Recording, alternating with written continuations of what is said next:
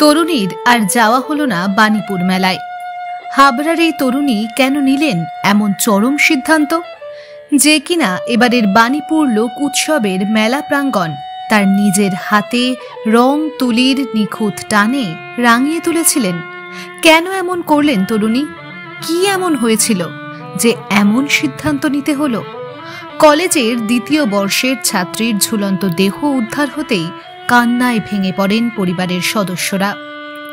আর এই ঘটনাটি ঘটে হাবড়ার নগরথুবা এলাকায়। মৃত বছর কুড়ির তরুণীর নাম তিথি রায়। বছর কুড়ির তরুণী তিথি, সেই তিথির হাতেই কিন্তু এই যে বাণীপুর লোক উৎসব মেলার এই যে পাঁচিল অর্থাৎ বলা চলে মেলা প্রাঙ্গণ, এখানে কিন্তু সেজে উঠেছিল। সেই তিথি আজ আর আমাদের মাঝে নেই, অর্থাৎ তিনি নিয়েছেন এক চরম সিদ্ধান্ত। ভাই চুপ করো, আমরা কম চেষ্টা করিনি।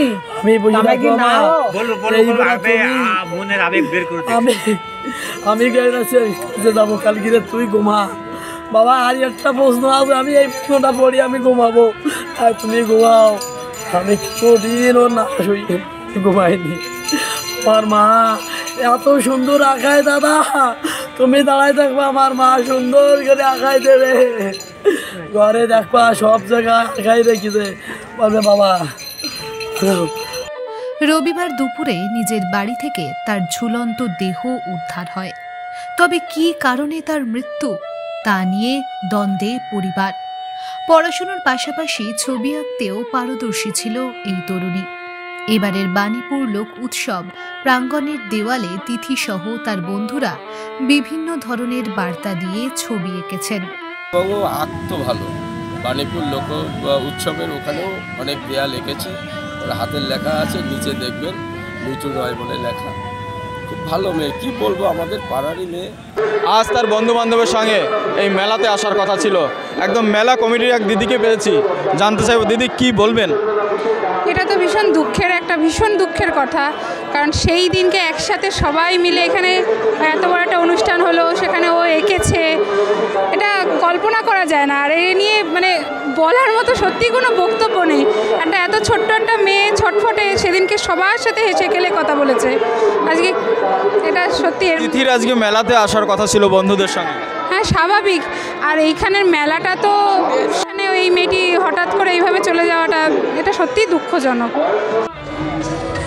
একদম মেলা প্রাঙ্গণ অর্থাৎ জনজোয়ারে পরিণত হয়েছে।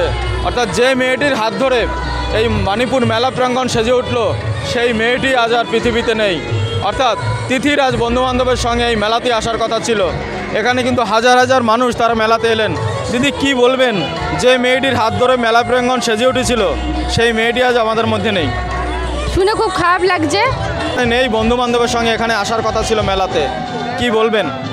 ভীষণই খারাপ লাগছে শুনে, যে যে মেয়েটি এতটাই কষ্ট করলো, আজকে সবার কাছে সবাই যে এত আনন্দ পাচ্ছে বা এত কিছু মানে এত আনন্দ উৎসবের মধ্যে দিয়ে যে মেয়েটি এইভাবে আমাদের ছেড়ে চলে গিয়েছে, ভীষণই খারাপ লাগছে তার জন্য।